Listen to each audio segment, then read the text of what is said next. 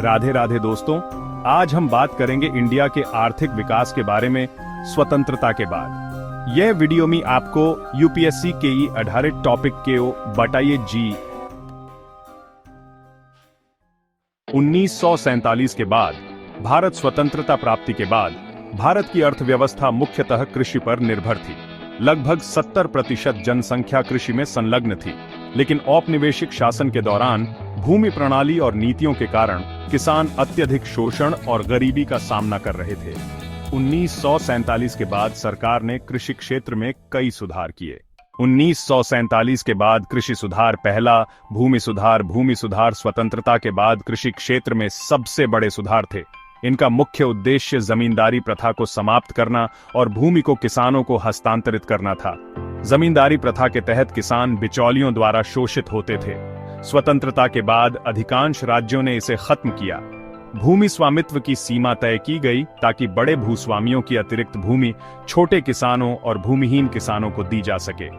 यह सुनिश्चित करने के लिए कि किसानों के पास उनके खेत का कानूनी स्वामित्व हो, भूमि रिकॉर्ड का आधुनिकीकरण किया गया।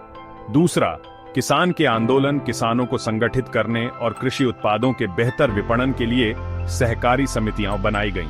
यह आंदोलन किसानों को बीज, खाद और कर्ज उपलब्ध कराने में मददगार साबित हुआ। सहकारी समितियों ने कर्ज के लिए साहूकारों पर किसानों की निर्भरता को कम किया। तीसरा, हरित क्रांति 1960 के दशक में भारत ने हरित क्रांति का अनुभव किया। यह कृषि में तकनीकी सुधार लाने का एक महत्वपूर्ण चरण था। मुख्य घटक उच्च उत्पादकता वाले बीज, रासायनिक उर्वरक, सिंचाई और कृषि मशीनीकरण। परिणाम स्वरूप भारत खाद्यान्न उत्पादन में आत्मनिर्भर बना और अकाल की स्थिति में सुधार हुआ। हरित क्रांति ने पंजाब, हरियाणा और पश्चिमी उत्तर प्रदेश जैसे क्षेत्रों में अधिक सफलता पाई। कृषि क्षेत्र में चुनौतियां 1947 के बाद की चुनौतियां भूमि सुधार अधूरे रह गए और कई किसान भूमिहीन रहे। देश में सिंचाई सुविधाओं का अभाव था, जिससे कृषि उत्पादन बारिश पर निर्भर करता था। किसानों को अपनी उपज बेचने के लिए उचित मूल्य नहीं मिलता था। किसानों के पास आधुनिक उपकरण और तकनीक उपलब्ध नहीं थी। ऋण का बोझ, साहूकारों से लिए गए कर्ज के कारण किसान आर्थिक संकट में रहते थे। 1947 से 1991 के बीच समाधान नहरों और सिंचाई परियोजनाएं, भाखड़ा नंगल डैम और दामोदर घाटी परियोजना जैसी बड़ी सिंचाई परियोजनाएं शुरू की गईं।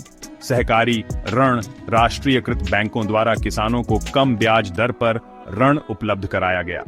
एग्रीकल्चरल प्राइस कमीशन 1965 किसानों को उनकी फसलों के लिए न्यूनतम समर्थन मूल्य यानी एमएसपी की गारंटी दी गई।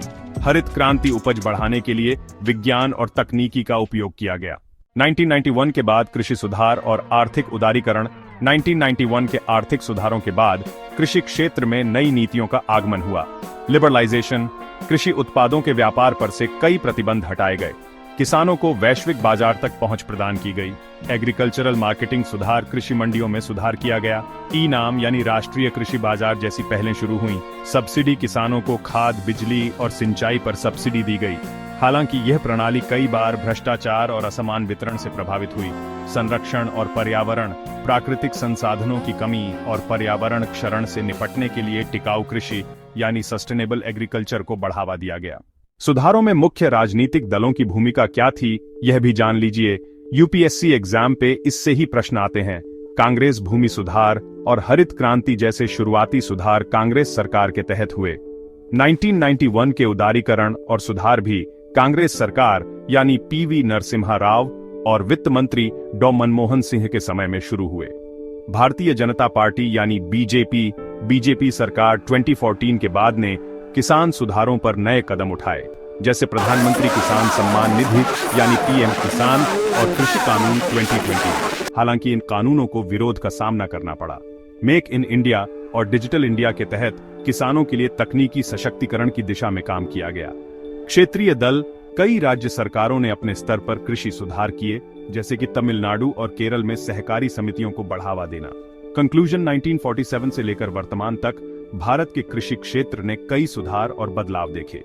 भूमि सुधार, हरित क्रांति और 1991 के उदारीकरण ने किसानों के जीवन को बेहतर बनाया, लेकिन चुनौतियां जैसे भूमिहीनता, जल संकट और विपणन समस्याएं अभी भी बरकरार हैं। सतत सुधार और किसान केंद्रित नीतियां भविष्य में कृषि क्षेत्र को और सशक्त बनाएंगी। समरी स्वतंत्रता के बाद भारतीय कृषि में कई बदलाव आए, जैसे जमींदारी प्रथा का अंत और हरित क्रांति, जिसने उत्पादन बढ़ाया लेकिन पर्यावरणीय और क्षेत्रीय असमानताएं भी बढ़ाईं। 1991 के बाद आर्थिक उदारीकरण ने नई दिशा दी, किसानों को बाजार तक सीधी पहुंच मिली और आधुनिक तकनीकों का उपयोग शुरू हुआ।